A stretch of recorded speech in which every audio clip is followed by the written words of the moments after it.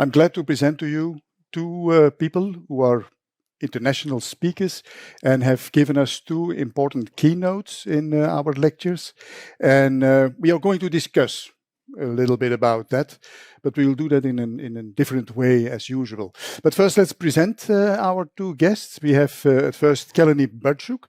She is working for Siemens Healthineers as a global head of workforce solutions, and a chief member of the MedTech Innovation.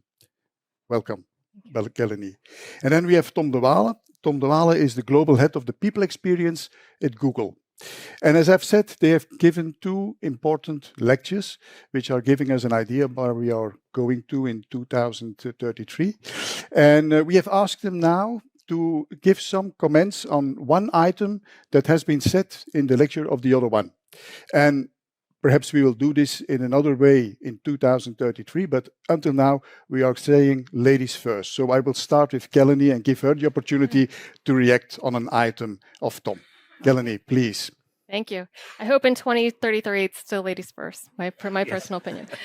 So when I watched Tom's talk, I really, this one phrase stuck in my mind, and it's that we should be looking to automate our jobs and what we do today so that we can work on the work that truly matters. And for caregivers, that is providing quality patient care, obviously. And what we see in modern medicine today is essentially click fatigue, right? Caregivers shouldn't be spending hours at their computer working through IT systems. It distracts you from what truly matters, which is patient care.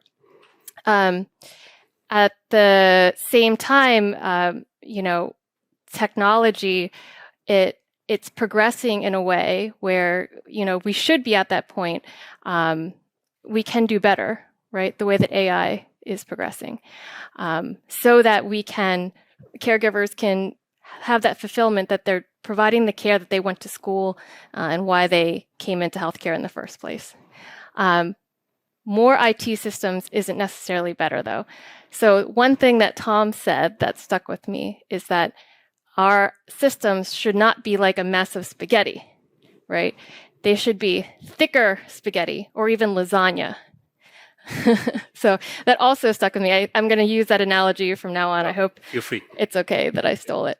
And so from industry partners like Siemens, like Google, we can collaborate to be the cooks, right? We can't do it on our own. We need clinical experts like yourself. We need two cooks in the kitchen so that we can figure out what makes sense to automate to help caregivers with their daily work. And then between the two, which is the innovation companies and the clinical counterparts, we can really produce that best recipe for the best Italian food in IT systems. I remember also that Tom was saying it's not a matter of what we are going to automate in the future. It's what we are not going to automate, what is not being technologized at all in 2033. Do you agree with that? Yeah. In my own talk, I make this statement, there's no health without caregivers. And that's not going to go away in 2033, right? When people say AI is going to change healthcare, AI is not going to change healthcare. Caregivers are going to change healthcare with the help of AI to help them focus on working on what matters most. So that's definitely not going to change. Yeah, it's also giving some indications of how you have to deal with your staff on that in a very specific way. You also gave some information about that. Yeah. In what way is it the same, and in what way is there a difference between the two approaches? Between the two approaches of now staff, how you are dealing with the staff. Yeah. So, we have so many breakthroughs in patient care and technology. I feel like there should be more investment in the care of the caregivers, not just patient care. So we need to make the job of caregivers easier so that it remains an attractive occupation for people. A simple example that I give in my talk is about scheduling. I talked to some hospitals here in Belgium where they schedule a year in advance, and then it's difficult to change that schedule. So, I mean, as a person in the workforce, I would find that very difficult. Why isn't that I can have an app where if something comes up for me personally, I can switch my shift, right? And this is some of the expectations that today's workforce has. So I think that there's investment that we can make in the caregiver, and that'll be something for the future, for sure. We should be looking at. Okay. We will go to Tom. Super. And Tom, you did the same exercise. Absolutely. So what did you choose to comment on? Well, before I go there, I need to forgive my boss is an Italian, so that's where the lasagna and the spaghetti came from, because that's a language that works very well. But no, Kelleny, thanks for your very inspiring keynote. I think one of the things that stuck with me is absolutely what you said as well. There is no healthcare without a caregiver. And a bit like you touched on, it's very much linked to the view that I have as well. Obviously, we do very different jobs.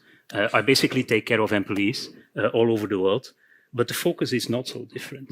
I also believe that the focus is around how you create a more human touch, how you use technology for something that can focus on the caregiver or can focus on, in my case, the employee. So I really love that statement. I think if you use technology, there's more technology than you can think of. I have the opportunity to work in one of the centers where probably a lot of the technology is coming from. And I can tell you, any kind of technology that you can think about is there already, right? But I think it is important when you use technology that you make a very conscious choice. What do you want to optimize for? And that's the choice that you need to make, because the technology will come, you have to make a choice.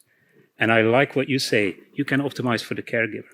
At our end, we make a very strong choice that we say we optimize for human touch. That's why we want to use technology, because we want to provide more human touch. It's a very conscious choice.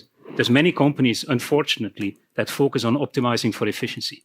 I don't believe in that, because anything that you optimize in efficiency, you lose in loss of loyalty, into lower retention, into lower engagement. It's not only about efficiency. How can you optimize for human touch? That's what we're trying to do. And we have a very simple way of doing that. We basically say we try to make every day simple so we can make special days truly special. We're trying to use technology as much as we can to make that every day simple. As for the caregiver, we could do the same thing, so that you can focus your human capacity on those special moments. And again, a choice that you need to make. What are those special moments? That's your choice. It's your choice to make what are those special moments. That could be different for any kind of company or any kind of view that you have. I remember that you say in your lecture, wow, when it matters. Absolutely, yeah. What exactly do you mean by that? Well, we choose a few moments that we say, hey, that's a moment which is important for us. We're going to double down on that full human capacity, and we make very special experiences out of that. A few examples, and again, if I look at different companies, that could be different focus areas. One moment that we, for example, focus on at Google is when somebody comes back from maternity leave, paternity leave, whatever it is, high value moment. People are rethinking potentially around how they're going to work. High value moment. We're really investing into conversations, human touch at that moment to really bring we call our employees, we call them Googlers. So we want to bring the Googler back and make sure that they feel at home again at Google in their new situation and how they can maximize it. Could be other moments. I remember in Unilever, we believed a lot in people discovering their passion. So we had special sessions where people were focused around, what's my passion? What do I want to do? Where do I want to make the difference? That was full down, big focus, human touch. And obviously we spend a lot of technology to make a lot of the other things easier, so our people can have the capacity to focus on that. Okay. What intrigued me in your talk was the quote of Ford you used. Yeah. It's better to educate and then your people leaving than not to educate and stuck with them. Yeah, yeah. I think the quote is something like, what's worse than educating your people and having them leave is not educating them and having them stay, right? So when we say we support our caregivers, we really need to think about what they're looking for. So they're looking for career growth. They're looking for a sign that their employer is investing in them. And that's where we can use avenues like education to make sure that they know that they matter and that they're prepared for their jobs today and their jobs tomorrow. Because as we all know, our jobs will be changing over time, especially from now until 2033. education was important in the years 1900, Yeah. will be important nowadays. Yeah. You also have something that is referring to caregiver development. Yeah. That is really this idea of developing all the time, learning lifelong, something like that? Or is there a difference in approach? I mean, there's an approach, we all should be continuous learners, right, from the personal perspective.